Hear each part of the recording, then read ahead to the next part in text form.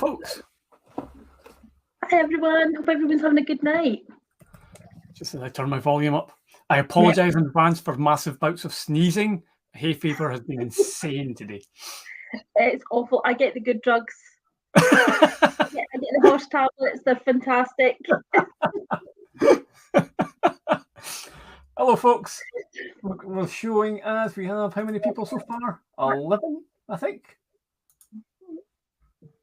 Well, we'll give it a minute, or do we just crack on? Because I guess we're quite tight for time, aren't we? I think so. So we've got Fraser up first, don't we? With Makey. And then we've got just perfect timing there, Fraser. Yep. And then we've got Shashi from the International School along the road from me, talking about making coding cross-curricular.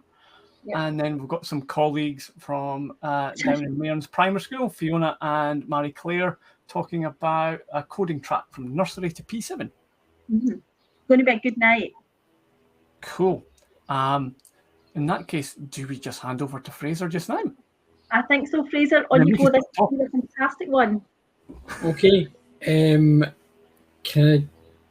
we go. That's what I was waiting for. Okay. So first of all, thanks to Brendan and Tony for inviting me to speak at STACS.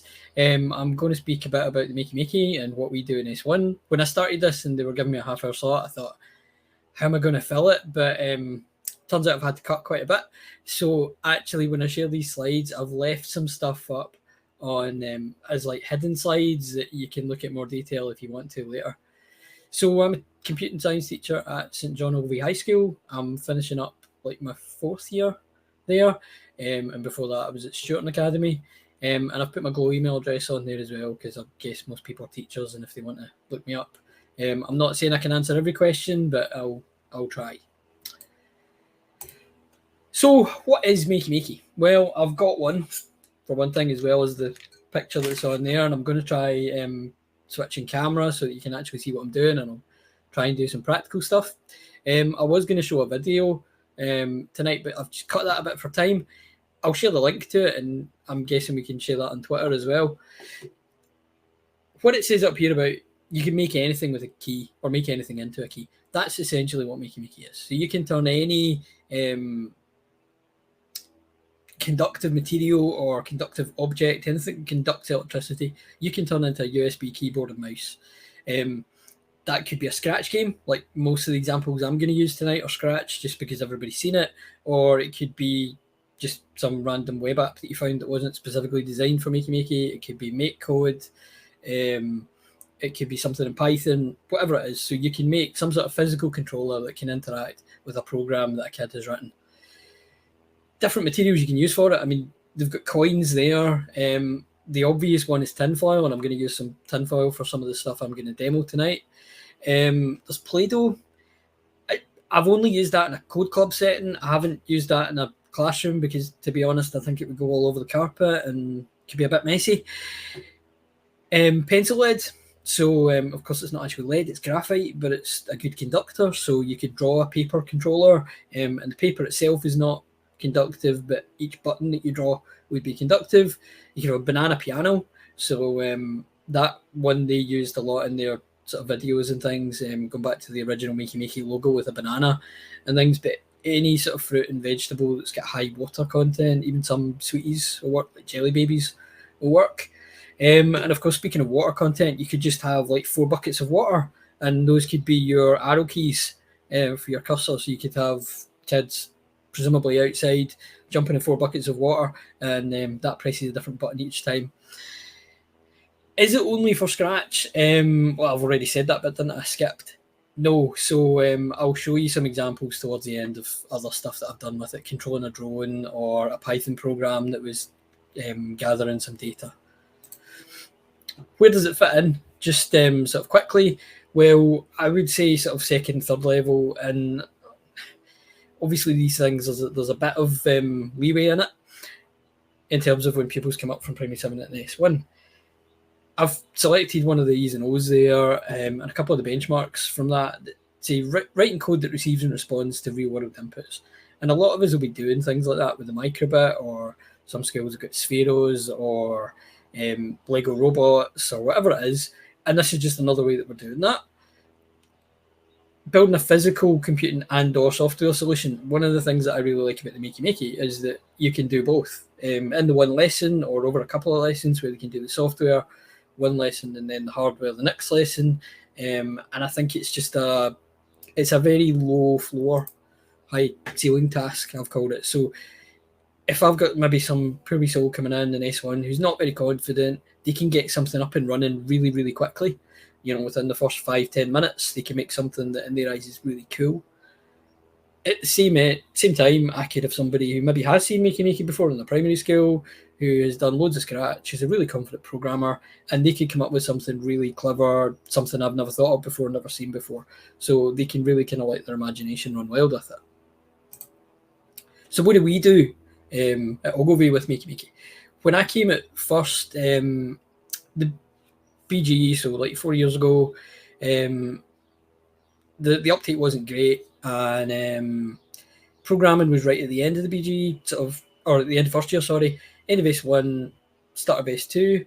Our pupils actually choose their options during S1, so it kind of meant that they were choosing their options before some of them had done any programming whatsoever, and I didn't think that made a lot of sense. So we've moved programming right up to the top. They're coming in with very, very mixed experiences, which of course a lot of people will have as well. I've been and visited the primary schools, and I'll talk about that. And we have some pupils who, completely understandably, it's not by any means a criticism of the primary schools, who have done a lot more coding than others. And then you think, well, how do I actually bring that all together at the start of S1? So one of the things I really like is what I said about it being a very kind of low floor, high ceiling task, where you can give them a simple Scratch thing to do, and then the ones who are really already quite advanced, they can go wild with this and do their own kind of extensions. So May and June, we've introduced Makey with the primary 7s at this point. I went out to visit all of our primary schools, so I went to 6 primary schools during study leave, spent about an hour and a quarter, an hour and a half with P7s doing a workshop. They absolutely loved it. We got some really good feedback, and I also learned a lot about what they'd done and what they haven't done, and it's going to help me pitch things in August. When I was doing that, I did a lesson about making a controller, and I'll talk about that at the end, give you a kind of example lesson of how you could introduce it. When they then came for the 2-day visits, they weren't able to log into our computers, so we would have had to do something unplugged. So you think about what are we actually going to do with 20 primary 7s for about 40 minutes. So for the last couple of years, we've done a binary number dance mat game thing with Makey, and I'm happy to tweet that. It's taught them how to convert between binary and denary, but then we had this Makey game, and of course they'd already seen a Makey, so they knew what that was. So they could concentrate on playing the game and challenging each other, and it was just really fun for half an hour and to get to know them a little bit. In August, when they came in, we'd do some other topics, so internet safety and getting the passwords all set up and everything. But then in September, we get started in the programming. That pretty much runs through the end of October, which does seem quite long, but we're mixing up some Scratch, some Makey, do some other things with code.org in there as well. In November, beginning of December, then we would make a controller. So they do a little project to kind of cap it all off, where they work in a group and they've got to design and make a Makey controller. They've got a sort of budget, if you like, of materials, a little checklist of what they need to include, and then they make a controller for one of their existing games. After that, when we then go and do our other topics in S1 about making a website and animation and things like that, it felt a little bit as if we just stopped programming. So we then bring it back and we do a project that I'm going to talk about at the end that brings it all together. We've got 10 Makeys in school as well. Also, I sometimes bring in some, if I know I'm going to need more, because I've got some of my own. So I'm going to do a little demo here, and I'm going to sort of switch this up and put my Scratch window up. So hopefully that is showing, and I'm also going to switch to my other camera. So I've got a Makey board here. This is version 1.5. You can see the version on the back. If you've got version 1.2 and up, you can remap the keys and assign them different keys. But by default, these would be the arrow keys, like cursor keys on your keyboard, spacebar, click for the mouse click, and the earth, and you're always going to need something connected to the earth. Over on the back of it, we've got WASD keys, and these are inputs that you do with like jumper wires, so it's like a little pin that goes in there, and moving the mouse up, down, left, right, left click and right click on the back as well. And because I bumped the Makey there, it actually moved my camera. Just to show you a little demo then with Scratch, and the reason I picked Scratch is that even if you don't use it in your skill, I figured, well, everybody knows what the blocks mean. It does work with things like MakeCode, so you could use it with that as well. So when the space key is pressed, let's say I just want the cat to move 10 steps. Obviously, I could do that on the space bar, but if I get a couple of wires here from the Makey, and I'm going to put one on space, and I'm going to connect this up to a bit of tinfoil. That's just a bit of sticky tinfoil tape. It's kind of reflecting in the light here. It looks white, but it is just tinfoil. And then if I get another wire, and I'm going to put this on the earth, so long as I hold this one, whenever I touch that, you can see the Makey's lighting up, and hopefully you can see the cat is moving. So I've got a really simple tinfoil button. And even just something as simple as that, you show it to a first year, they've never seen it before, you get a kind of wow moment. Now, that's probably a bit basic doing it with tinfoil. You could also use other materials. So I've got here a bit of paper with my pencil controller for STACS. Now, when I did this last night, I had to go over it a couple of times in pencil. You might find you need quite a sort of thick, heavy coating. If I hold the earth again, and now if I touch the S here, I'm not getting anything at all. So that shows why you need to be careful with these things. The danger of doing live demos. And it's, there we go. Right, so I'm getting it on the pencil there, and I'm moving the cat. Obviously, the paper itself is not conductive, so you could have multiple buttons on the one bit of paper. And what you could do there is some things like pupils draw, like an Xbox or PlayStation controller. They could like draw and imagine the next controller, the next big thing, and then actually make it work. Oh, it's almost like a kind of paper prototype. And then last one, for now, I'm not going to show water, but I'm going to show Orbeez. So if you haven't encountered Orbeez, and in my experience, S1s are obsessed with them. They're about the size of a marble, consistency of jelly, and it's kind of like 95, 99% water. So these are really, really good conductors. Also, they feel wet to the touch, but they don't really leave things wet. So if you spilled a bunch of them, they will go everywhere, but your classroom won't be soaking. So they're kind of suitable for a computing classroom. If I put my space in there, and then if I hold earth, whenever I touch, and I don't need to touch the Orbeez that's plugged into, because Orbeez conduct, then you can see that's moving the cat as well. So I've done stuff with Orbeez, and like I said earlier, I have done the one with the buckets of water outside. It's obviously a bit more advanced in terms of the logistics that you need for it. I'm going to just switch back, and I'll show you a couple of like slides and examples of things that we've done in school. So there we go. One of these is a star jump counter. So this is something that I made when I was a probationer, and I was going out to visit some primary sevens for a STEM day, and I didn't know anything about what I was going to. I didn't know what they'd done, and I thought, right, I'll teach them something about variables. I had no idea if they'd seen variables before, so I wanted to give them a context, and something like a score or a timer or something like that seemed an obvious way of getting a variable that they would recognise. So with a Makey, we made a star jump counter. It's a little bit like the microbit step counter. There's 4 bits of foil, so you would put these on the floor. Like you can get this foil tape. It's kind of got a sticky backing. It's like double-sided tape. Maybe about 1 metre apart, so that a first year could be doing star jumps on the outer pair, and then they jump to the inner pair, and then back to the outer ones again. You would wire it up like so, and I'm going to show you the wiring in a little minute. The code for it is up here. Now this one's really good because it uses the Makey extension in Scratch. So in Scratch there is a Makey extension. You don't have to use it. So stuff like the left arrow, the space key works just with normal blocks. But if you want things like keys pressed in order, you can do it with that. So you can get like when left, right, left, up is pressed. and you could do that for like a dance mat game or an escape room code or something where you want a sequence of inputs. So I'm going to show this one again, and I'm just going to switch back to my Scratch window and down to this. So I'll get some copper tape for this one. If I get a bit of paper, and imagine this is on the floor, right, and they're going to be a lot more spaced out because some like first year is going to be jumping between these doing star jumps. If I put a bit of copper tape on here, and then this is my sort of inner ones, and another inner one,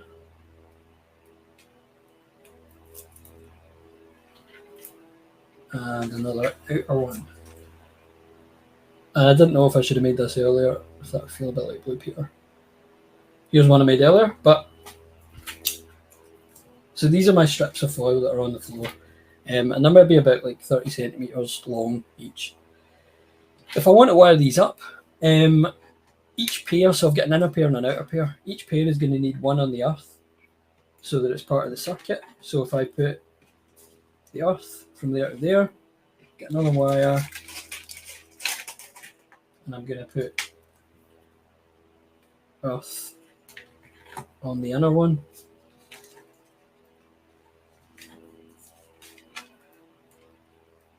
So these are now earthed, but if I put something like this, if I want to press that, I'm going to need something like the left and right arrow keys if you've seen the code for it. So if I just switch to my star jump code, I want the left and right arrows. So go left arrow for the outer one,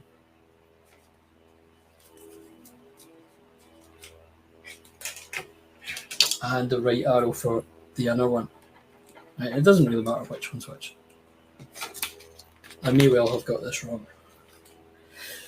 So now what happens is your first year that's coming up to try this, perhaps they've never even like seen the Makey before, and they think you're losing it a little bit, but they come up here and you get a bit of a sort of wow factor. So first of all, they're jumping on the inner ones, and then they're jumping on the outer ones, and then the out. And hopefully you can see my Scratch sprite that it's changing. Because it's doing this left, right in order, it's only adding one to the counter for like a complete jump. So a complete jump is in or then out, in, out, in, out.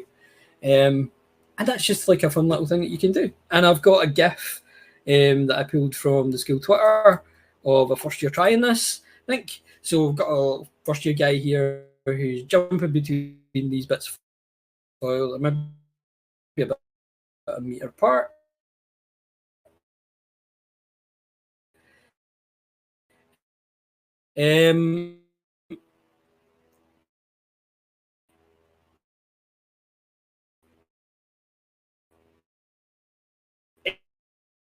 It's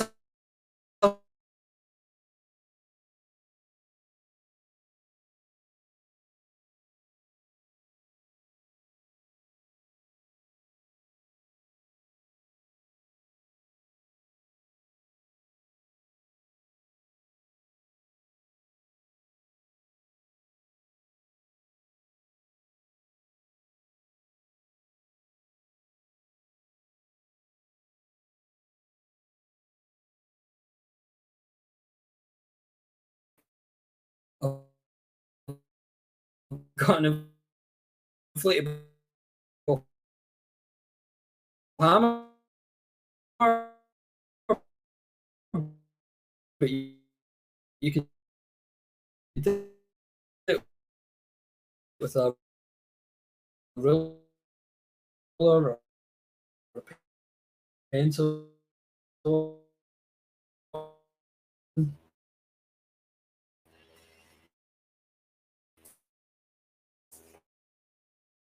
And we made this sort of Scratch game with whack-a-mole. So this one.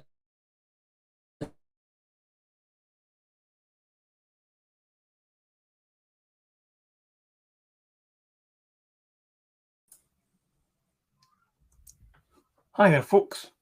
Fraser, I think your signal's breaking up a little bit. Not sure if you can hear me or not. I'll just awkwardly fill the silence for a second or two. It was going really cool, though. And Debbie, you're on mute. I wasn't expecting to be in. I'm loving it. I've got 10 makeys, and we use them just with the graphite and stuff. But see this, you can get jelly babies. I would just eat the jelly babies, I'm not going to lie. Hi, Fraser. How's your sound now? Yeah, sorry about that. That's all right. It happens to the best of us. So, I'm not sure exactly where I got to, right? But I was talking about the whack-a-mole game and how you can set that. It's in my slides, so I'll just keep going. Cool. So if I can show one more kind of like demo bit here, where I had a Flappy Bird game. So did this a couple of years ago, and this is a little project that we do. So we felt that the S1 course was maybe a bit bitty. So we were doing all these separate topics and they weren't really getting joined together. So like I said earlier, we were doing Scratch and then like a bit of animation and graphics and a bit of web design. So this project we do kind of after Easter and brings it all together. So the kids have to create the graphics for the game. And then, you know, they would have like several frames for the animation of the bird's wing flapping. So maybe like, you know, just 3 or 4 frames. And they would import that in Scratch. They would then complete the code, and there would be a bit of problem solving in that because I wasn't just giving them the code straight as is. Then they make this thing with the makey wings, as we're calling it, and make a website sort of documenting their game and screenshots as if they're selling it and stuff. Now, it's kind of hard to see in this picture. It was the best I could find off our school Twitter, and I put a link to the tweet. This guy has some tinfoil in here and also a bit of tinfoil in here. And when he flaps his arms, then that's controlling Flappy Bird. So got an example here, right, where this was the sort of wiring diagram that I gave the kids. They would be putting some foil or even some conductive fabric on there and on there. That shows how it's wired up in the makey. If you wanted to do it on both, you could put a like a wire round behind their back, and then you could have like earth on each side, so they've actually got to flap both arms. One reason I really like this, right? The makey part of this is very, very simple. It's actually only using one key and one input, but it provides a really big kind of wow factor. And like I've said, there's a couple of different ways of doing it. So if you don't have like conductive fabric or the sticky foil, you could just like wrap a bit of tinfoil around their arm. There's loads of variations. The kids themselves will come up with loads of variations for it. This was something that I did when we were getting like a visit in the school, and there were some people coming in filming, and wanted something that was a wee bit more sort of eye-catching for it. Oh, my slides are jumping about. So, you know what? That's because I bumped the makey. So, that just shows that makey will work with anything. It even worked in my PowerPoint presentation. Sorry about that. Right, now, beyond the scope of tonight, right, I'm not going to show how to do these, but I just wanted to talk about some wackier stuff that you can do with the makey that's not Scratch. So down the bottom, I've got Flappy Drone. A lot of schools have got these little programmable drones. I've seen them on Twitter. You can program these with Scratch blocks, or there's a Python library. There is a .NET library for them as well. It wasn't very user-friendly, and I made a slightly easier one a couple of years ago. So using the same principle as the Flappy Bird, you could then connect it up to the drone and do like a Flappy Drone, where you can like flap your arms and it keeps the drone in the air, and the drone gradually goes down and you have to keep flapping to keep the drone up. And obviously you would do that in a big open space. I've got an arcade machine in my classroom at the moment, just like a desktop arcade, and that's got a makey inside it. So it's not obvious from the outside if you look at the top picture, but down the bottom, with this joystick, I wasn't really sure how to connect a joystick because the joystick was analog, how to get a digital signal from that, and also how is it going to be usable in the software. You can obviously get like joystick driver boards and things, but it was getting quite complicated, and then I realised the joystick's got a lot of little micro switches inside it, and I could just connect up the makey directly to the switch.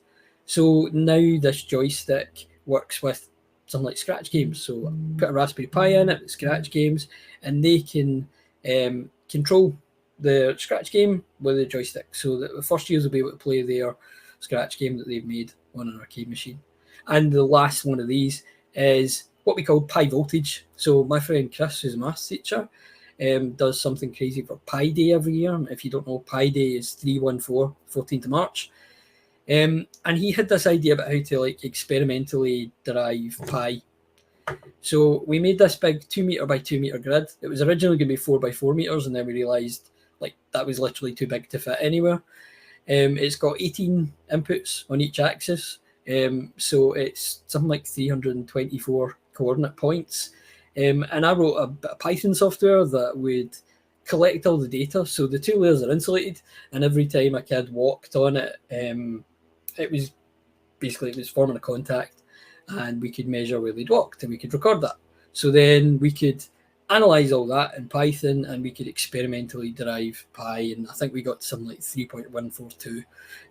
There's a blog post about that I'll share later, but it's just to show that Makey Makey can be used for more than just a little kind of gimmick with Scratch. Where would you actually start if you were delivering this? Well, the way I introduced it to the primary sevens was I showed the kind of 90-second YouTube video, and I said to them before it, I want you to pay really, really close attention, because I'm going to ask you at the end what these materials or what these objects have in common. So we watched the video, they're seeing the water, the bananas, the tinfoil and all of that. And then eventually, with a bit of prompt, a bit of question, somebody will go, oh, they conduct electricity. The other way I've done it with the same video is to ask them in advance what ways they can think of controlling a game. So they'll come up with like keyboard and mouse and game controllers and all of that. And then I say, well, what about using a banana to control a game? And hopefully no one in the class has ever done that, or it steals my thunder a bit. And then I show them the video, and some of them will think it's a hoax and it's a joke and it's a trick. So then I'll get them up. And this high five demo, so the same thing I did at the start with the cat moving, I'll get two of them to hold a wire and then high five each other, and we make the cat move, or we make the cat meow, or whatever it is. And the whole class laughs and they think it's really cool, and then they'll try other things. They'll try a fist bump and they'll try an elbow bump. Sometimes they'll try slapping each other and see if that works. I then give them, like, depending on how much time I've got, some sort of Scratch game. So when I went to visit primary sevens, I had like a kind of half-completed platformer, and we did a bit of the code together. And then I gave them these Makey Makey handouts so that they could see how they could connect up a controller with it. And I'm happy to share these handouts. It's a bit like the thing I showed, the slide, where I had the wiring for the star jumps. So you'll be able to see, and the kids can see, like, where do the wires actually go. Right? It's really just a diagram. So, last slide here. I've put up there the Twitter handle for Makey Makey. They're really active on Twitter. They interact with teachers a lot. So if you comment, you will get responses from them, from Colleen, the community manager. There's a really active sort of teacher community, and they will share things and retweet things that teachers have done with Makey Makey. Matt, whose handle is always computing, is a computing teacher in primaries in England, and he's one of the other Makey Makey ambassadors, and he tweets lots of really cool stuff. And also Fraser Merrick is like a music educator and does sort of things to do with music and sound, do Makey Makey sometimes, some really cool stuff. There's a Facebook group, if you do Facebook. There are two tutorial sites, so there's a Makey Makey website themselves, and there's Instructables, and they've got loads of sample projects. Instructables is a third-party site, but it's all curated in the Makey Makey area by the Makey Makey team, so it's sort of quality controlled. And then at the end, I've put the blog link to Pi Voltage. If anyone wants to recreate that and have a big 2 meter by 2 meter grid and calculate pi with a Makey Makey, you can do that, and I'll happily share the Python software as well. So that is me, and sorry for the technical interruptions earlier. I'm happy to share all the slides and resources. That was great, Fraser. Cheers. That was grand. Try to pick up any questions that came in. I think the big one is always Nicole asked, how many Makey did you buy for your class, and how much did it cost? Yeah, that's really important. So, I mean, I started off just with a couple of them, and there's stuff that you can do as like a kind of teacher demo at the front, stuff like the star jump one that you can maybe do as an intro to something else that the kids aren't necessarily all doing it, but you can do that. We've got a set of 10 in the school. They cost about 50 quid each, so obviously it is a lot of money. And I've got some. I was given some as well that I had before that, so I'd kind of built up to about 5 before that. Cool, grand. And just lots of requests to share any resources and presentations so we can try it at home. Everybody wants resources. I'd be the one that ends up with that one, you know, when they used to pull the one out of Blue Peter and it looked really good, and it was right beside this one that looked awful. That would be mine. There is a really important question here as well from STACS. Escape room for the next festival, Fraser. So can we tie you down to that now? I saw that. Yeah, I saw that. I did a CSS meet to talk about the escape room, but yeah. Yeah, they're on Wednesday nights. I can't take part. Okay. Brilliant. Cool. Great, Fraser. Thank you very much for that. Right, thank you so much, Fraser. And hopefully the miraculous backroom team will be doing their magic, and our next speaker will hopefully appear. I'm sure they're on it. There we go. There we go. There he is. Good afternoon, everyone. Good evening, rather. How are you doing? Not too bad. Not too bad. Good to be here. I feel we've got to embarrass you a little bit online, but it seems that some of your pupils won an award quite recently. That's Very right. well Yeah. done. Yeah. Thank you. An anti-racism competition, I think, was it? Yeah. So this is Emma, and she was in my class last year. I mean, she's still in my class, but in a different group. Mm-hmm. And she had built something for her health and citizenship class, and she was kind of focusing on environmental issues and so forth. And so she used computing skills from what she was seeing from my classes, and then tried to find a way to link it to what she was learning with the health class. And she did the project. It was fine. It was amazing. We all loved it. And then it just sat there. And we were like, okay, I really wanted it to be showcased somewhere because it was so unique. And she made a database behind the app, and it was really well detailed and a lot of interesting stuff. And earlier this year, I came across Raspberry Pi's coolest projects showcase.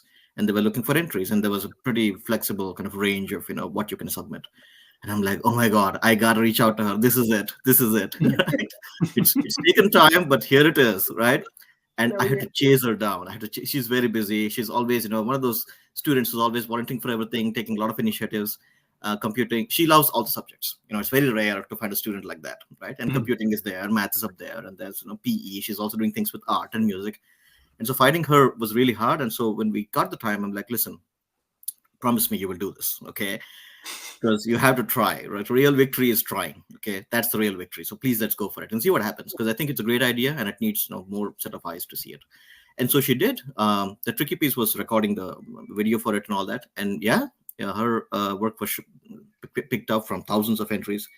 And part of me was not really surprised, and part of me was like, "Oh my God, I can't believe it." Well, to be honest, you've introduced yourself because you were going to talk about cross-curricular projects. So to be honest, I'll just press the mute button and let you just crack on.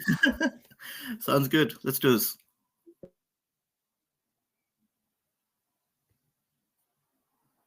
Right. Good evening, everyone. My name is Shashi Krishna. I am with the International School in Aberdeen.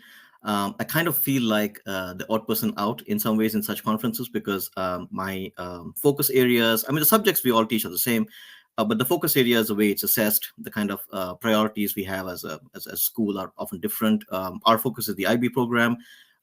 We are unfortunately known as a school for expats, which is no longer true because we have a healthy blend of all nationalities, including local students coming in and joining us because we also offer the IGCSE. It's my first time with the IGCSE. It's my third year in Aberdeen. Hopefully many more amazing years here. Been around the block, 20 plus years in education. Going back to Patty's introduction yesterday, I started my career in Caracas, Venezuela, my first year teaching their computer science in the IB. And so my primary experience has been with the IB, but the computer science program has developed along the subject offering in many ways. And I've seen it grow over time. And part of the reason why cross-curricular in some ways has been a big thing for me for the last, at least a decade has been how I've seen computer science not really know where it fits, especially with programming and hardware and networking and cybersecurity. And it's always figuring out which group do I belong to. And I come to the conclusion it belongs everywhere and it belongs nowhere. So it's kind of like this, 1 and 0 binary thing going on. So part of that idea was just to kind of think about, let me see if I can go forward. There we go. Think about how these things take on the shape of experiments, what experience I've gained from that, and what expectations from my humble perspective, I think this subject can kind of benefit from. So what I'll be kind of sharing, I'm hoping to do is kind of really go through the slides, show you what I've been trying to do in my own capacity, open up some, hopefully channels going forward to link up and kind of reach out to you guys, and then let's see how it goes from there. So very quickly, the one thing I always do in my classes, even before we start working with the content, is clarify what computer science is and it's not. And whenever a kid says, oh, I did this for my IT class, you can see my face turning red. I'm like, that is not IT, okay? It's computer science. It's the magic behind this magic. And so clarifying that expectation makes it very easy for kids to actually realize how much of a superpower computing actually offers, not just in the practical work, but also in the theoretical stuff, the algorithms that mathematicians are coming out with. Now with GPT being a huge kind of source of intelligence, as it were, kids are asking questions like, how does it do that, right? We have this display outside our classroom. I should have taken a picture of that. One of my students built it with a Raspberry Pi, where it detects if you're a human or not. It tries to identify objects using kind of the teachable machine kind of an approach with Raspberry Pi and Python. But that's just it. Clarifying that has been a great kind of driver to how kids are conceiving this subject and finding links for it outside our syllabus. Very quickly, I'll go through some of these slides. I didn't know of a better way to do it. I'll just do it like an algorithm with step-by-step, and we'll take it from there. I kind of like this meme because it kind of captures what I'm trying to get to. When kids start learning to code, they kind of pigeonhole that and say, oh, I'm going to do this for my computer science class. I'm going to do it for a project. I'm going to do it for an in-plan assessment, and kind of take it from there. And then the knowledge is lost. And much like Emma's example, they don't really use that anywhere else. And so this is a good direction. A stage 2 is where they're using the coding skills to learn other subjects. And a few years ago, I found this amazing tweet where a professor in university was talking about how she was trying to use coding to teach physics. And that really got me thinking, like, yes, there's something here. We need to explore this more. And what the ultimate stage of that could be that once kids start developing these solutions, computational models, code-driven tasks that are derived from computational thinking kind of an approach in their other subjects, is that they can create, and this has already started happening at my school, small models, no matter how rudimentary and how amateurish, how simple and how naive, rudimentary models for younger kids in other classes to use as one of the many resources they see. And that has been good, is that what they are developing today has become a teachable resource for a younger class going forward. And oftentimes these kids are siblings. So imagine a kid sitting in a grade 4 class, looking at something created by an older kid who's a sibling, and their eyes just pop up like, wow, my brother or my sister made that. And that kind of interlinking of grade levels within a school community has been an amazing thing to watch. So just to clarify, it's not about the tech. I will be showing you some examples of what seems like it's very tied into the actual platform, so it makes it more easy. But all these things have links that go to external places. These are screenshots of things that kids have built for other classes on their own. Like, I didn't assign them any work. It wasn't something they were asked to do for a grade. They just built it because that's how they understood that subject. And so to demonstrate their understanding, they kind of built based on what they were learning in my class. And there's a link on here, which goes to my blog. Just making sure I can go back. Oh, sorry. How do I go back here? Oh, there we go. There's a link on here, which when you click on it, it takes you to a blog site, which has all the resources and stuff with what we've been trying. And a lot of it is research-based. The stuff that you see here is based on how this kind of interdisciplinary, this kind of cross-curricular link can actually be beneficial for how kids perform in all these subjects. So it's not so much about oh, they have to use this in a certain way. I mean, the sciences have been integrating for a long time. The math and the sciences have been integrating for a long time. The arts and music have been integrating for a long time. So this is not new ground. However, with computing being kind of the odd person in the group, this is a way to link it with what has traditionally been a tech-specific kind of approach, and thinking of how does this fit in here? What can we do to kind of make it a little bit more engaging, a little bit more, interesting, and honestly more informative and user-friendly as an experience. So part of my reading has just been looking at those things and thinking about how are people actually doing this across the K-12 curriculum. I'm sorry, I'm using the US terminology for the grade levels, from primary to high school, basically, the age levels between those two ranges. How are different subjects integrating different elements of computational thinking, different elements of, and in some ways, honestly, we do computational thinking in our own ways in all subjects, taking an abstract problem, trying to break it down to smaller problems, looking for patterns. But to embed the idea of code in any form, could be text, could be block, could be, using Makey, for instance, using Fraser's example from the previous speech. All these can have scientific, mathematical, even music-based and art-based links, which I think kids can benefit from as an experience. And how do they know that, right? And by they, I mean the teachers, other teachers. To clarify what it is we actually do in my classes, I've used, I had to literally beg for this, and I'm happy I did, because I have had to demonstrate, showcase what it is we actually do. My focus has been the middle years, which in the UK terminology is like S1 onwards, which is around the ages of 11 plus to 14. So that will be the middle school in our school, because that's where the flexible part of it is. We're kind of making the curriculum as we go. In the high school, however, we do the IB and the IGCSE program, so it's a bit more curriculum kind of regulated.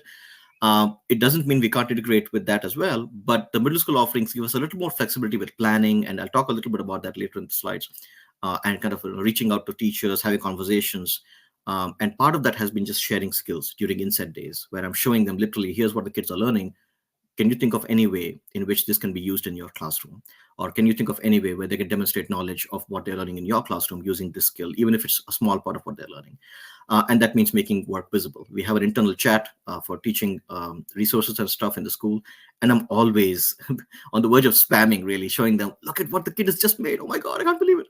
And that has been fruitful, because then kids have enjoyed that exposure in some ways. Oftentimes, kids are not very great at showing their work. They feel embarrassed, like schoolwork is not supposed to be shared. That's for school. But this has given them a platform to say, no, this is just as good, like probably what you would do on a personal level. So having those kind of conversations with not just the students, but also teachers have been extremely beneficial in kind of figuring out a plan for this. So here are some experiments we have tried, and this is just for this school year. We started doing some of these things last year. I kind of grouped them by the different subjects in which kids have built different things. So I'm kind of quickly going through that. The media studies is a classic example, because in some ways the schedule has helped, because the media studies also meets their kids once a week, although it is changing next year. We've kind of struggled with scheduling these things properly and ensuring that, and this I'm sure is a struggle all over the kind of, all the schools have the same problem. We're kind of figuring out a way to make it more consistent. 80 minutes in a week is not really enough to keep that consistent engagement going. And oftentimes we've had to kind of go back a few steps and repeat a lot more than usual, because, students have trouble recalling things. So the middle years basically linked in with the media studies to build different kinds of products. For instance, they were trying to learn about advertising in media studies and trying to sell impossible to sell kind of products. That included a car that doesn't go beyond 25 miles an hour, garlic potato ice cream. This is a broccoli chocolate something. And a couple of other kids in grade 6, which is S1, I think, were learning about origin stories of superheroes in media studies and what they should be focusing on. And also grade 8, which I think is S3, were reimagining the Mearns Cross by Castle Street and thinking about how that space can be reimagined to make it a bit more Scottish friendly, a bit more culturally rooted, a bit more tourist friendly, a way to encourage local businesses, try to showcase culture and art. And so all these were linked to that. It's kind of unfortunate what actually happened, because interestingly, at the same time, Union Street was being discussed, and there was a panel meeting with all these, decision makers or whatever. And all they did was make up this huge sign called Aberdeen. And it was like, no, this was not what's supposed to happen. I actually shared a few of these links with the city council, and I never heard back because some of them probably were, I don't know, if anybody even saw them.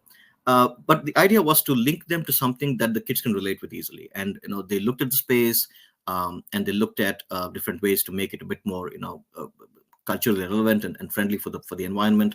And so they built small little, VR experiences using CoSpaces. Now, I have to clarify, this does not mean that CoSpaces was the only option. We could have used anything else as well.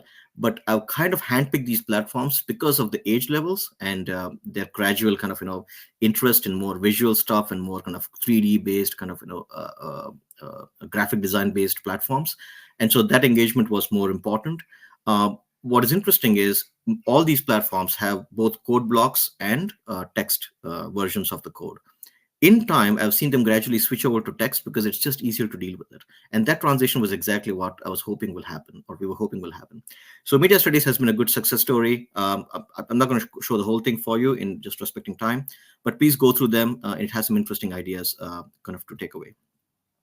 The other big collaboration every year, starting last year, was the history project. So every year, social studies / history middle school cover the transatlantic trade, where indentured servants were taken from West Africa, other parts of the world, to America to be on contract. And then when the contract was breached, they were taken to court. And all these dialogues, easily done in Scratch for people who are more familiar with that platform. At the end of the day, kids are then taking the journal entries, the court trial information, the historical facts from these subjects and building an experience around it, which means now the same history teacher can use some of these really high quality examples as a way to introduce the topic for the next group. And that linking, that cyclical way of kind of making sure the knowledge is spread out a little bit more than the computing classroom has been amazing to watch. So that was another example of that. This was the first year we tried something with art. I'm kind of, my bent is towards art. I always think of things in a visual term, and I always want to see more fluidity in how kids express themselves using code. And so art is a natural extension to that. They built these selfie box portraits, and we have an amazing art teacher. She's fabulous. She makes amazing, projects come to life. And I was always, we are neighbors because her art room is right next to my classroom, and we are always talking about collaboration and ideas. And one of the things she mentioned was, listen, we are doing a selfie box portrait project. Why don't you just find a way to make a walkthrough and link it to ideas of growth mindset, how the kid sees themselves, how the kid sees himself or herself, their cultural setting. Because we are an international community, kids come from all over the world. And oftentimes they don't have the connect because they've left many years ago, or they've never been there since they were born or whatever. This was a way to go back to their cultural roots and to identify and celebrate in some ways what is cool about it, what are some unique things about it, and so forth. And so here are 3 examples of where this girl here is from Nigeria. She captured the idea of jollof rice. She captured the idea of where she was born. She linked to the different cultures she comes from, and she had the little imported image of her artwork, literally photographed, scanned in from the art classroom. Again, using all code blocks, using selection statements, loops, what have you, camera angles, movement, the whole 9 yards there. This was also a new one this year, English. I've been fascinated by literature. I'm a big reader. I always we have a book club at school and all that. And so I'm always looking at ways to, because there's a strong element of narrative. Again, this doesn't have to be a visual thing. I'm just going back to my earlier statement of software is not a primary goal. You can do it just as well in Python using adventure-based, function-based, selection-based kind of choice-based storytelling. Can also be used in Scratch, potentially also other platforms. So this was one way of doing it. So here what they were learning was magic realism. And so kids just either chose a chapter from the book to illustrate and to kind of make a visual experience out of it. The cool thing was some of the kids who had a bent towards literary writing and creative writing allowed the user to make choices of what should happen with the character's life. And that was amazing to watch because, look at this, a child who's 11, 12 years old is making those choices consciously by trying to go deeper into the text. So the software has become a secondary thing there. The person is, the focus is still on the literature. It's still on the novel they're studying. It's still on the concept they're learning. And so the outcomes are still very much rooted in the subject. Computing or coding is just a secondary way for them to demonstrate that. And when the English teacher saw this, she was really impressed. And so I want to keep that going. She's moving on, unfortunately, after this year, but I'm hoping that next year, whoever replaces her will still have some interest in these kind of collaborations with these kind of topics. Other miscellaneous projects, again, with code.org, we primarily work with CoSpaces because I've handpicked these platforms to be cross-curricular by default, right? many people came to me and said, oh, we are selling you this, and oh, just throw money at us. And I'm like, no, we need something that automatically allows the creative aspect of a kid's thinking. It allows for flexibility in what they're building. It isn't too rigid with its design. Something a little bit more, open-ended with how kids interpret and use your features. And so that is a constant lookout. That's a constant research for me. But the kids have actually managed to find some links with what they appreciate in other subjects. So one kid here made a periodic table game where you basically learn about the different elements. You get to quiz yourself on that, and you get points for it, again, using variables and if conditions and functions and so forth. This other student made a story generator where you actually make your own story. You just make a few parameter choices. We were talking about GPT and I said, there's already story generators out there. If you're struggling for a mental block, you just put in some basic variables, some parameters, and it creates a basic prompt using which you can make a whole story out of it. And that really got him excited. And so he made a very thorough kind of example of it using these kind of tools. So again, all examples of linking computational work with what they're doing in other classes. How was the experience so far? Quick overview of that. I've always been conscious about not becoming a teacher mode only. Like, we don't want to know about what you're thinking. This is what we think is amazing for you. Just do it. We want to know what you're thinking. We want to see that we are designing the program and the curriculum according to that, and seeing how flexible we can be. These are some feedback. Overwhelmingly positive. They like the idea of choice. I like this one especially, where the idea of control. Oftentimes kids have a fear of lack of control. Someone is always telling them to do something, and so they're always looking for some way to control or dictate some aspect of that. And so giving them a creative outlet for that is a good way to implement coding as what is more for superpower than coding, right? You can build your own world, do whatever you want with it.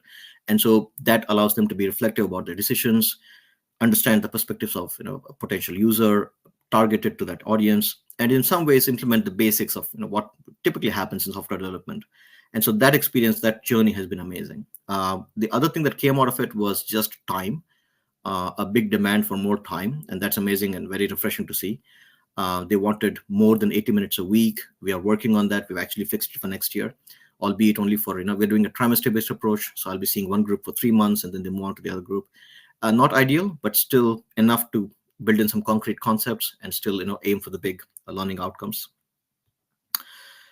Teachers matter as well. Oftentimes this is all the time. It's not a single person job. It's multiple teachers involved at all times.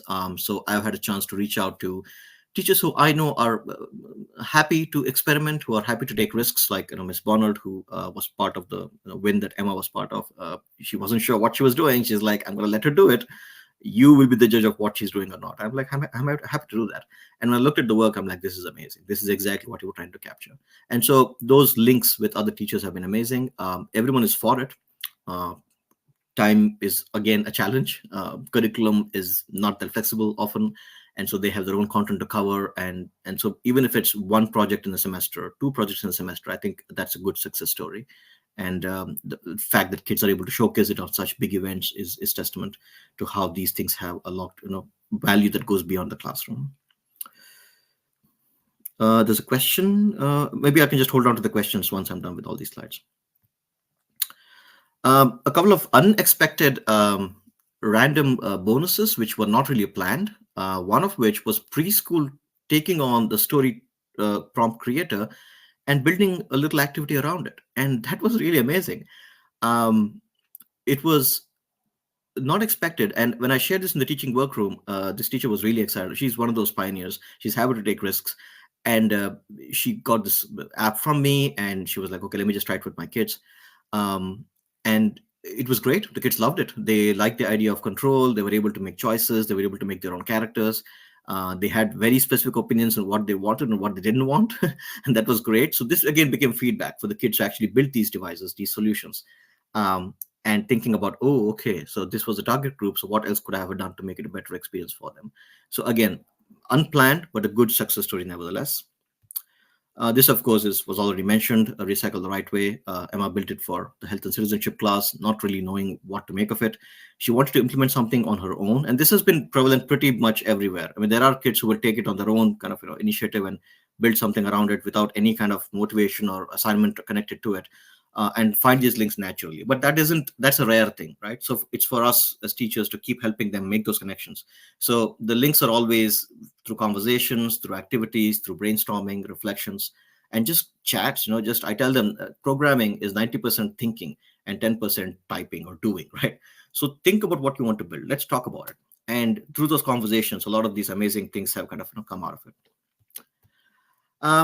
Where's the big picture? What's the next step for this? What I'm hoping will happen is that just like teachers now expect demonstration of knowledge through different ways, maybe a video or a Google slide or a sheet or whatever, poster, a piece of code, something built around a computational model will become standard commonplace in a classroom. And if that happens, that I think is an amazing first step, where we are acknowledging that computational models, computing built apps are, teachers use it anyway. Non-computing teachers use apps and software anyway.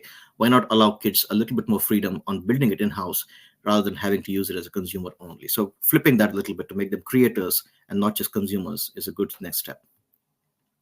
Other potential integrations happening next year. I've been really interested in Turtle Stitch. It's something I learned recently about, and we don't really offer a stitching class or a textile class per se, but we do offer a lot of 3D design and art and kind of sculpture and kind of pottery classes and 3D model classes. And so I want to see what can be done with that. I've been already talking to the teachers. I also want to do a collaboration with elementary, perhaps preschool or grade 1, where we're learning about sorting algorithms. Why not build a dance around it? And this is an example of what I saw once on YouTube, and I was like, that is an amazing example of how to connect the two dots together. And then, of course, using sheets to build custom. There are so many of these. These are just examples of what people generally take as naturally normal software, but you can extend it a little bit further. And again, it's not always about the software, right? Like going back to what I said, it's just activities, things that kids are doing where computational thinking, coding-based thinking is already embedded in their actions. So just coming up to the time now, extended exploration. I'm happy to reach out. We've been trying to spread the word with computational thinking and kind of these cross-curricular links we've been trying at our school through articles. We have a podcast. We haven't recorded anything in a while. We hope to revive that next year. But that is something that we are trying to encourage more people to think about. And if you are one of those people who are happy to take some risks, kind of reach out to us, then it'll be great to have an inter-school kind of a collaboration with that. So that was me, essentially. A lot of things to cover. So I'm happy to take any questions.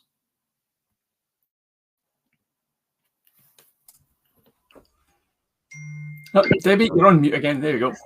So good at this. Right.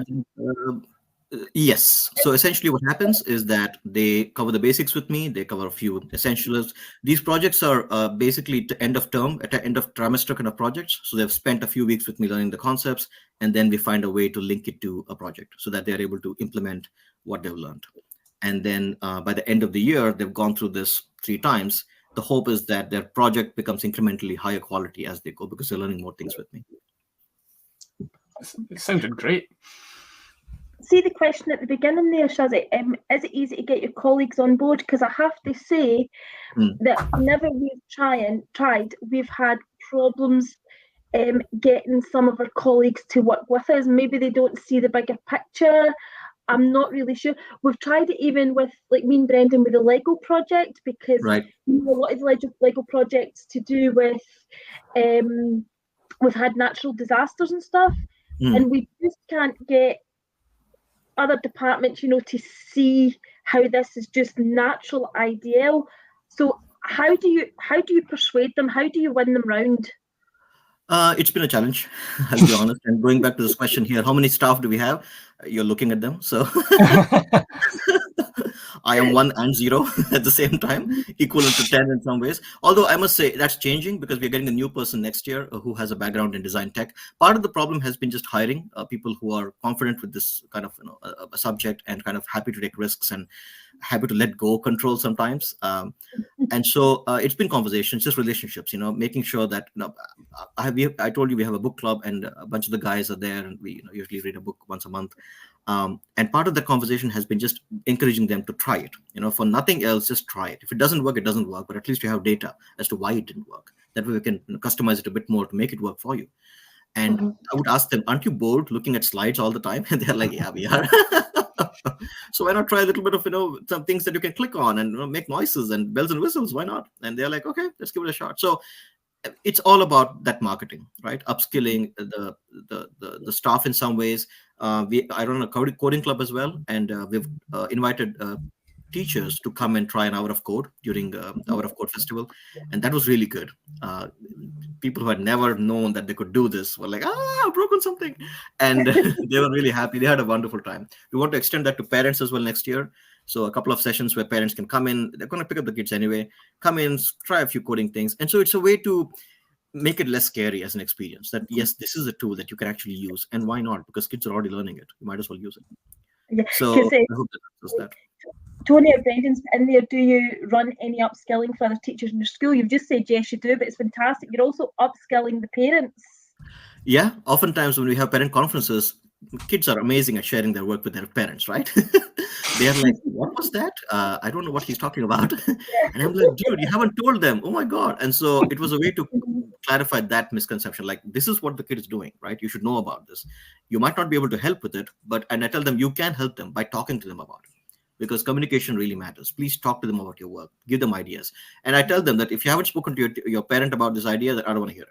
Like, tell me you've shared with them. And so that is a good segue into the IGCSEs and IB, because there's a bit more challenging, more high quality work expected there. And this is a good way for them to think about those stuff. And not just about computer science, but just any subject. Because, the more you talk to other parents, other peers and other parents, you get better ideas. So it's an ongoing work, but incrementally getting better.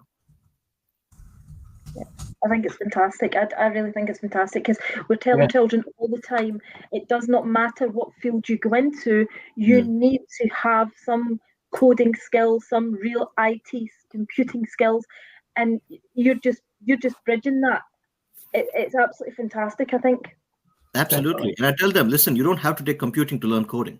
Don't feel that I'm going to feel bad, because you look at GPT, it's a classic example. We talk about ethics, we talk about AI, we talk about how machine learning is basically trying to manipulate you in some ways. You have to know how the enemy works to be able to work with it. And so that means being able to see a bunch of lines, a bunch of logic. And again, it's about the logic. See, the language takes a back seat, right? As a human being, are you logical about these things? Do you understand the steps that go into making these things work? And that is the real goal. That if I can help you break down that and make it a little bit more logical for you to approach and solve problems, I think that's the battle won. Definitely. Yeah. Great. Me hoping to make it time. That's good. Just 2 minutes over. I'm good. And we should be hearing from hopefully Fiona and Mari-Clare soon. Yes, but with the fantastic work they're doing in the primary There schools. we go. It's meant to be amazing. Hi. And it's great, because the faster you guys come on, the less we've got to talk, which is hugely advantageous. So great. Coding track from nursery to primary 7. We shall hand it over to the experts. Oh, fab. I don't know about experts, but thanks very much for having us. I'm Fiona Mossman. I'm currently the principal teacher of kind of like ICT coordinator and kind of digital learning and maths within the school. And this is Mari-Clare Mitchell. She's one of our class teachers as well. So we were just going to like basically kind of go through what coding looks like at Mearns Primary School, and then hopefully answer any questions if you've got it, just to show you how like we've sort of developed it. I'll see if I can get these slides to share.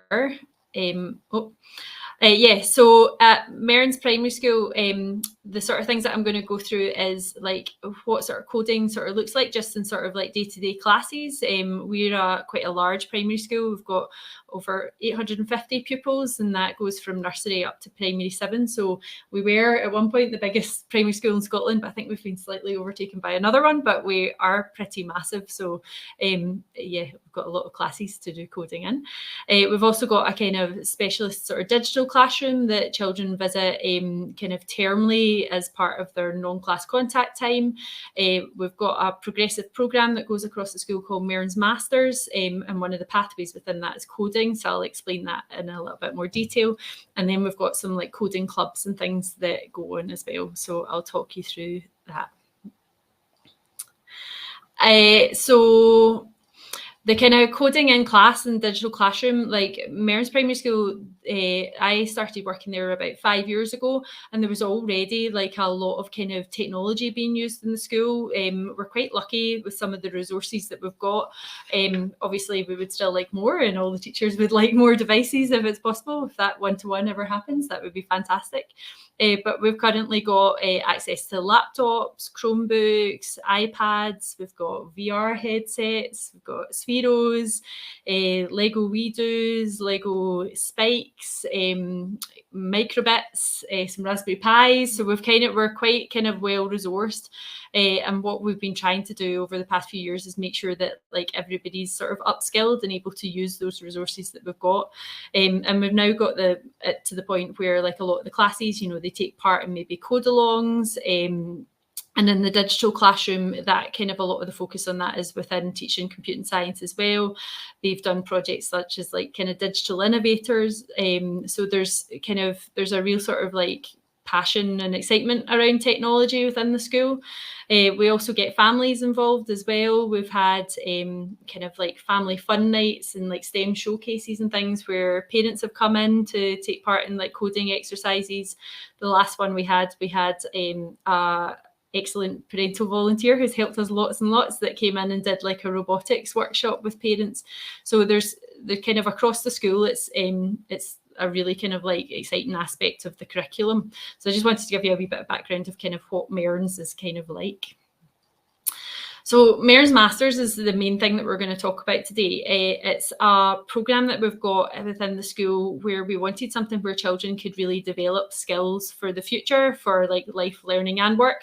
And what we did was, it was about 4 years ago, maybe, we consulted with teachers and parents and children to kind of see what they thought was important, what they were interested in. And that kind of initially had 5 pathways, but that's been kind of like whittled down to 4 pathways. So we've got the designers who kind of look at the sort of design process and kind of follow all sorts of different challenges with that. The campaigners, that basically is our children looking at ways that they can change their environment, change the world.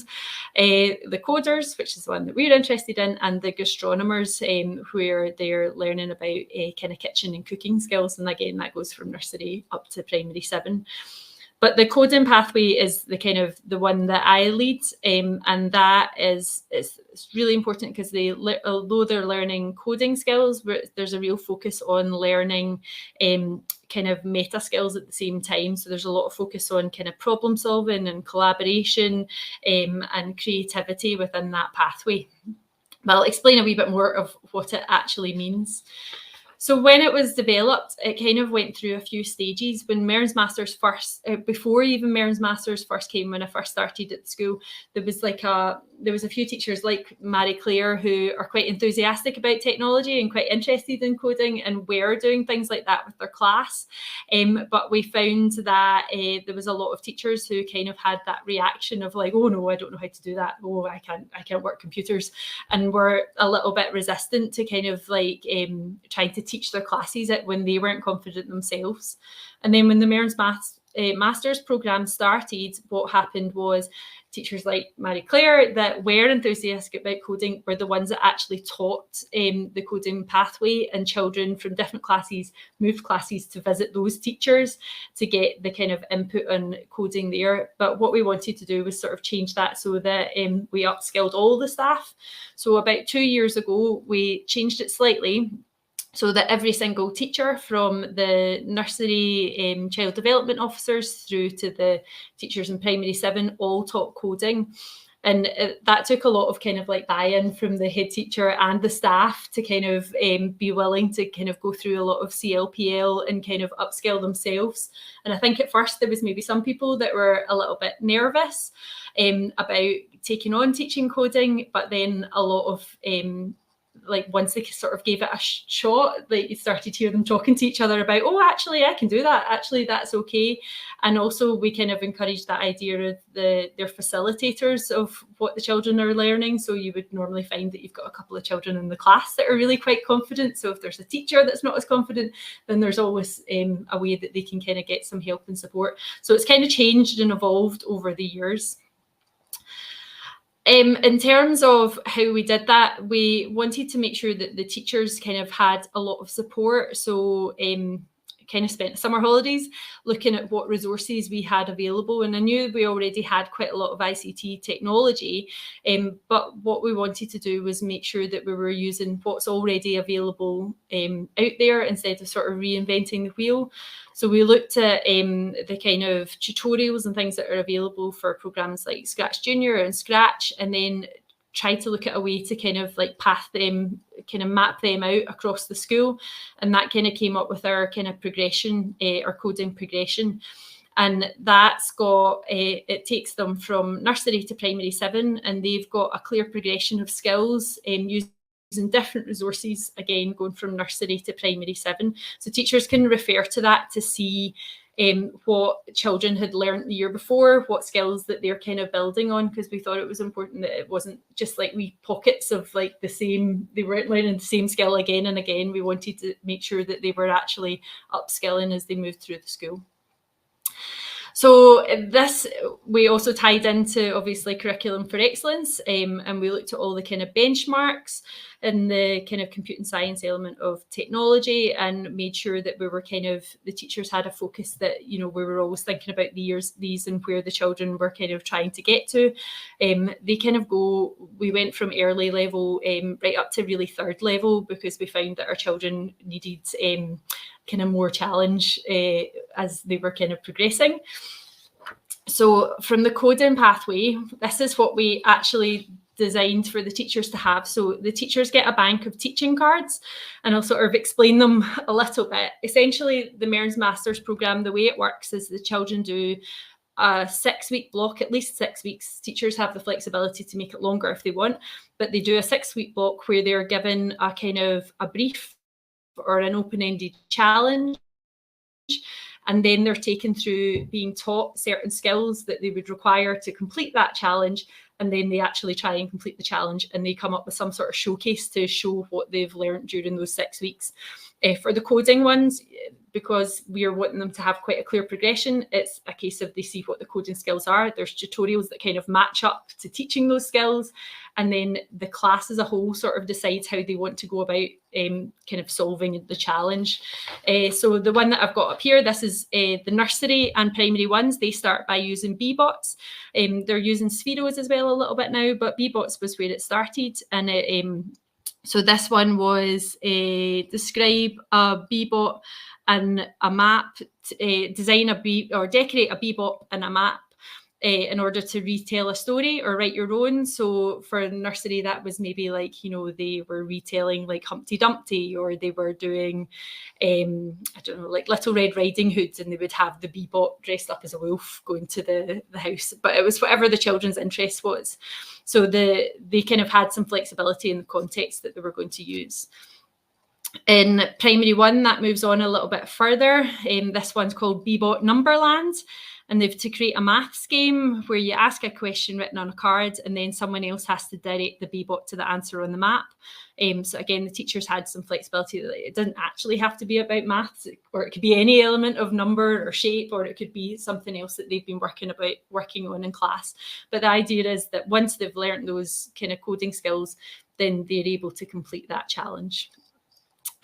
Then this is another primary one. This was another teacher that suggested this one, a Bbot fashion show. The idea came from one of our primary 1 pupils who wanted to kind of decorate it in a more flamboyant way. So we ended up with a Bbot fashion show, which is quite nice. Then in primary 2 and 3, the main kind of coding is using Scratch Junior. So primary 2, we've got use Scratch Junior to tell a story that involves at least 3 locations and 2 characters. A lot of teachers tie that into, if they're doing literacy and they're learning about writing stories with a beginning, middle and end, then they'll tie that in with their story writing. So it's been quite interesting seeing some of the ones that have kind of come out from that. I won't read all of these, but I think I've put the slides up, so you should be able to have a wee look at some of them. So primary 3, again, it's just kind of moving on a step. Primary 4, it gets into using Scratch. So we've got use Scratch to create an interactive cartoon with at least 4 different characters that do different things when you click on them. So you can see that the skills are starting to kind of increase. It's also got down in the corner where it's got the resources. It gives the teacher the link to the available Scratch tutorials that they can use. And essentially, if the class goes through each of those tutorials, they should have every skill needed in order to complete that challenge. So we wanted them to be not just that everybody was we didn't want everybody to kind of just use the skills and end up with the exact same game or the exact same story. We wanted them to actually learn the skills and then apply them to the challenge. So that's kind of how it sort of works. Primary 5, it was about interactive stories. Primary 6, it's a flying chase game. And Primary 7, it's an adventure game. So they kind of build up as they go.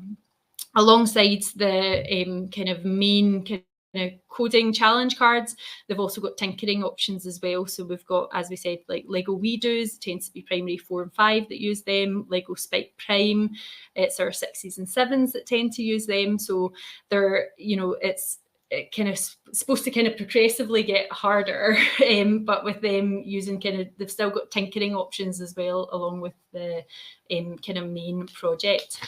I've got a wee short, sorry, I'm aware I'm kind of giving you lots of information at the moment, but I've got a wee short video that kind of shows you some of our children talking about, the pathway and what it's like. So I'll see if I can get that to play. I don't know if it will. I don't know if you can see that. Pupils are working towards mastering programming skills using a variety of applications and equipment. Oh. Beginners learn to use directional language to... Right, I'll put it back to the start. I think it's just buffering a wee bit. Okay.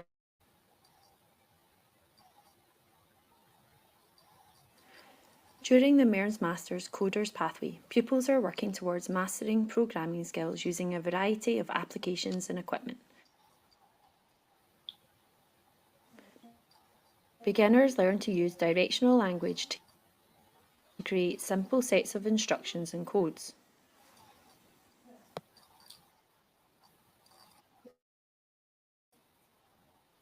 I like when I get to give them instructions and they get to do a code where I get to go.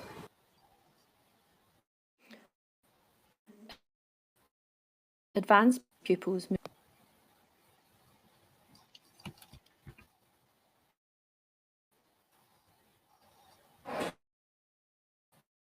I really like code because it was fun, but to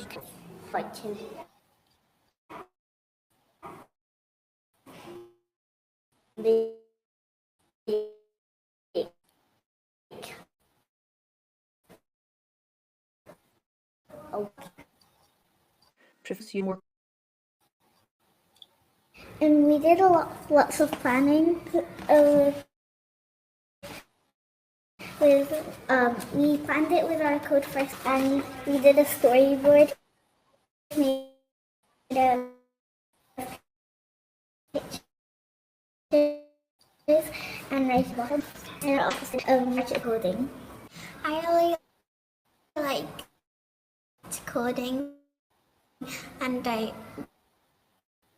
my favorite was solve problems.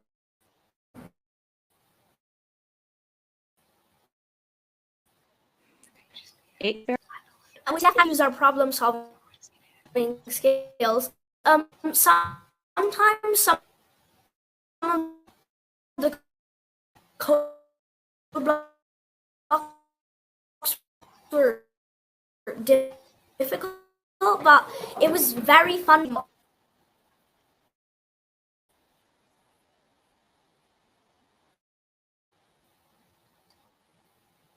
Global goals.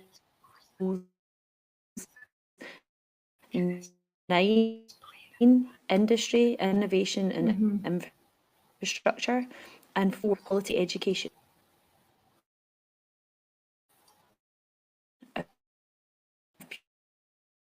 Pupils are developing technical skills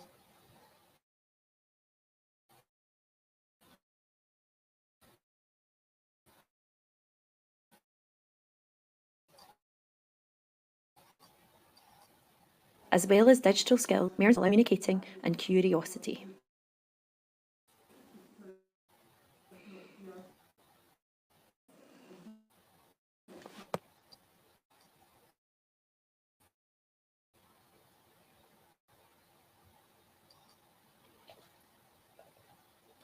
So, sorry, I'm not, it was juddering a little bit for us, but hopefully you were able to share the other slides again.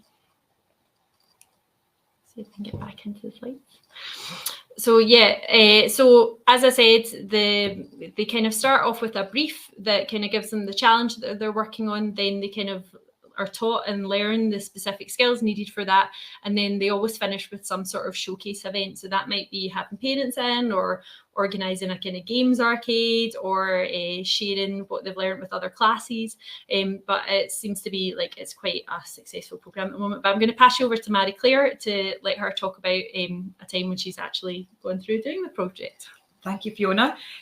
So I'm Mari-Clare Mitchell. I'm currently a primary 4 teacher at Mearns Primary School, but I have taught primary 6, 7, 5 and latterly 4.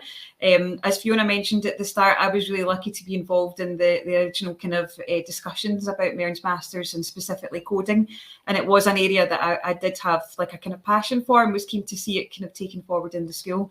As Fiona mentioned, you did have an opportunity if you were interested in a particular pathway, then you could take that on. So initially I was involved in delivering the P6-7 pathway and the 4-5 one as well. We did start off with Scratch, obviously going on the basis that the children coming up were familiar with Scratch Junior, and then Scratch, Full Scratch offered them that opportunity to apply what they'd already learned, but in just a kind of wider context. So it was already something that they were familiar with, but it just gave that progression as well. We also used code.org, which was great. And for the older children, we started looking at app development through Apps for Good programme, and just talking a little bit about games and what makes a successful game, and kind of starting to develop some of those conceptual skills around gaming.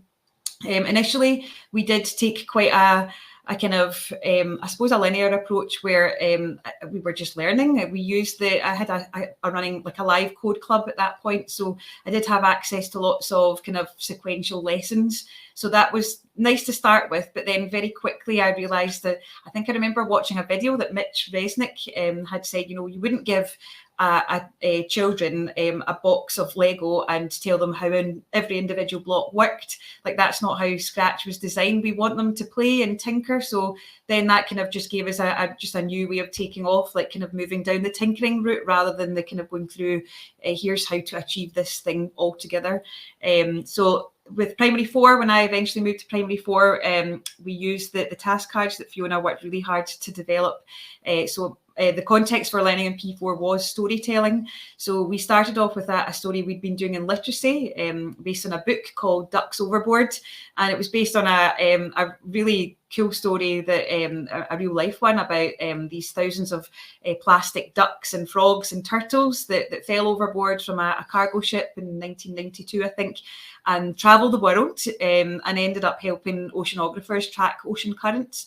So we used that as the context for learning. We did storyboarding, looked at main idea, dialogue that could potentially go on, and a wee bit of geography as well, just kind of tracking the ducks. So the challenge for the children was to do that in Scratch. I will say it was challenging because their ideas were much bigger than probably the code that the coding skills that they could have. So that was a challenge in itself, to simplify and get the children to animate sprites, bring in the duck and the frog and the turtle, and get them to interact with the user as well. So we were starting to introduce kind of quite high level concepts as well, getting the user to input their name and let me tell you a kind of story. 2 girls that featured on the slide there, and in the video as well, then went on to, they just showed a real flair and interest for coding. And when they moved on to P5 and I stayed with P4, I decided to set up a code club for the girls. So that kind of formed the basis of dress code. And Tony Scullion and dress code were amazing, just in giving us that inspiration for coding for girls.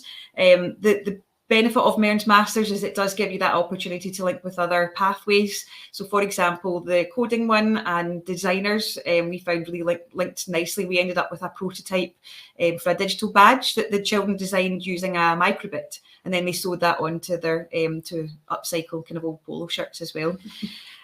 Just to give you the background to dress code, as I said, we started off just as a code club, but tried to kind of aim it at these girls from my previous class, and we loved this idea of being able to align with the values of dress code. As I said, these girls had real interest and flair. We decided to run it as a lunchtime club, so we've been doing that since last October, but prior to that it was open to everyone, just as a normal code club.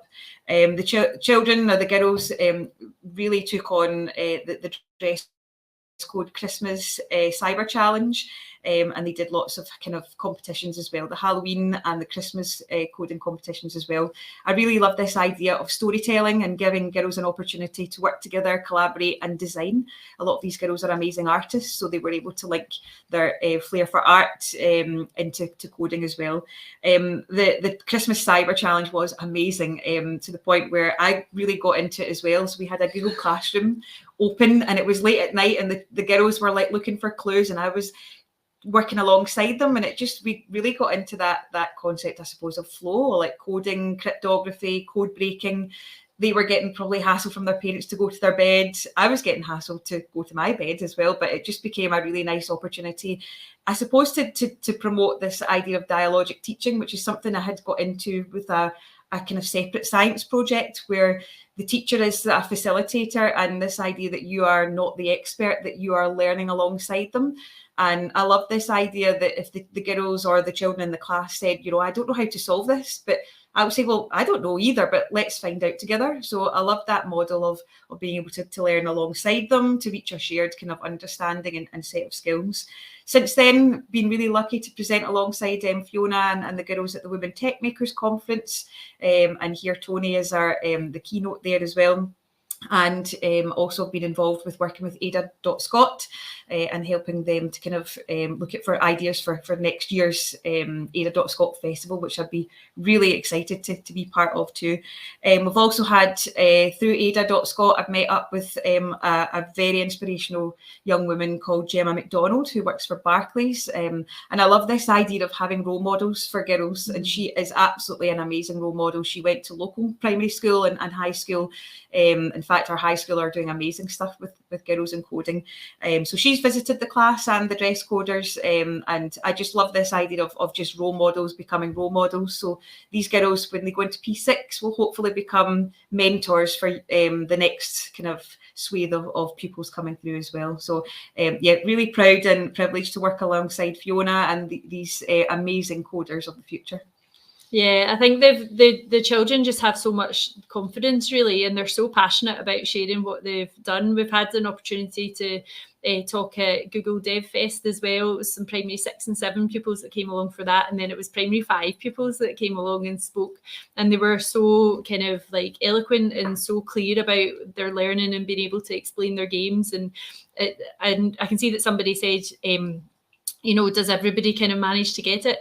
It is kind of the same as anything else in primary school or any other kind of class, where you do have to, as a teacher, sort of differentiate and make sure that you're kind of everybody's managing to kind of achieve something, or something that's like at the right challenge level for them.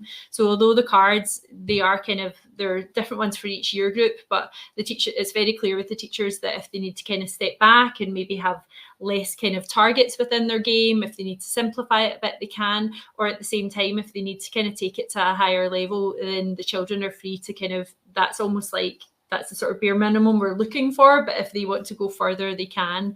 And I think having the tinkering options alongside really offers extra challenge for the pupils as well.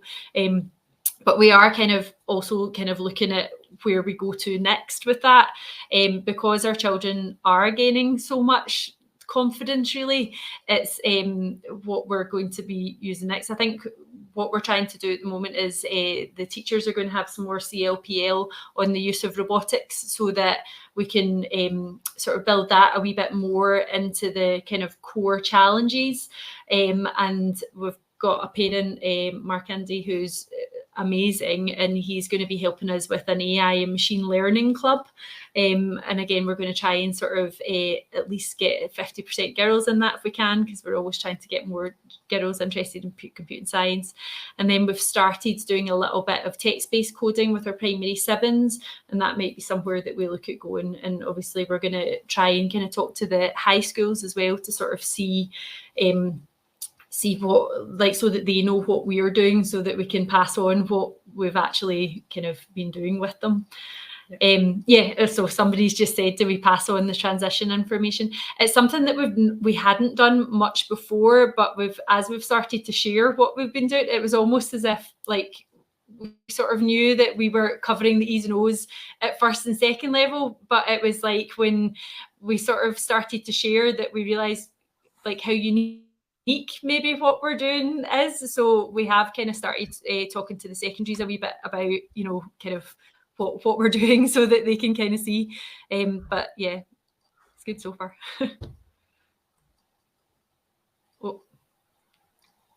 Debbie, I think you're on mute again. I give up. I'm just saying, this is what I'm doing this year with the primary schools. I'm working with primary schools. We're trying to get everybody training and get them all doing. So what you're doing is just absolutely amazing. That's why I was asking about the transition information and about getting up. Yeah, it is something that I think we've definitely got room to improve on that. I think it's maybe the same for quite a lot of subjects where like a lot of the transition, a lot of it's due to kind of like limited time. Transition tends to be kind of focused on like pastoral information and maths and language.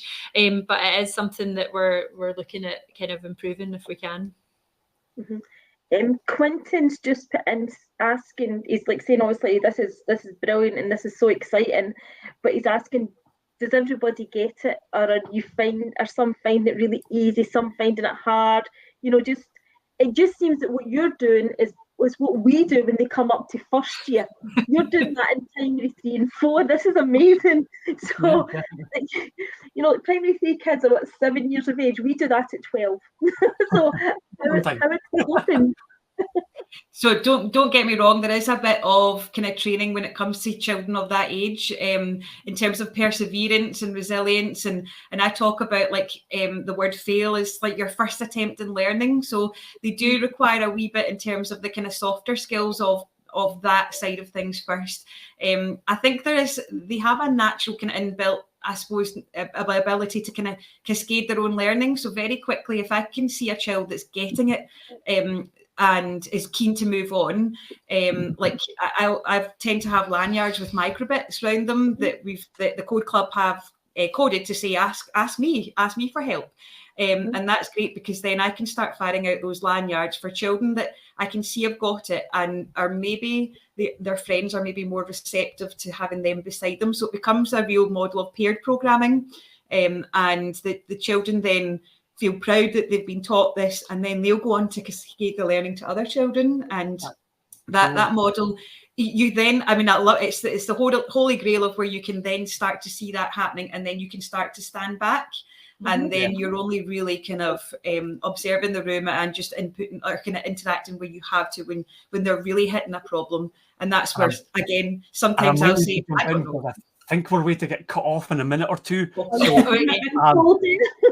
we've got a really good quote from Jenny Gilruth, the Cabinet Secretary for Education and Skills. I'll paraphrase a bit. Computer science playing an increasingly important role in education. The Scottish Government support for Scottish teachers and STACS will help remove barriers. And the best quote, I think, is the work that STACS has done over the last year is already making a difference to the support for computing science teachers across Scotland. And I look forward to seeing continued progress on this vitally important issue. Involving all students, but especially young women, is key to ensuring everyone has equal access to the incredible and growing power of computer tech. Sorry to jump in though, but we get ceremoniously booted off, no warning or anything. So really, thanks very much, folks. That sounded absolutely amazing. We need to get you back. Absolutely. So. Right, thank you so much. Bye. Mark, thank you. Just, do you want to say the thank you to the guys then, to Brendan and Tony and Clinton?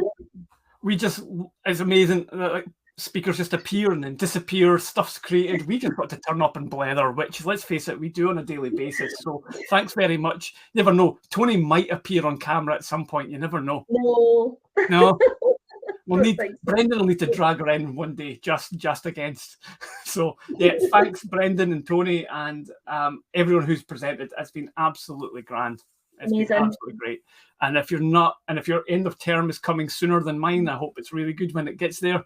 I think we definitely deserve it, and hopefully this good weather holds as well. And personally, guys, I'm happy to have lost you after all the work you guys have done this year. I didn't think I was going to cope at St. Kent's on my own, but honestly, seeing what you guys are doing, thank you so much. Yep, absolutely. So never know, we might bump into each other again.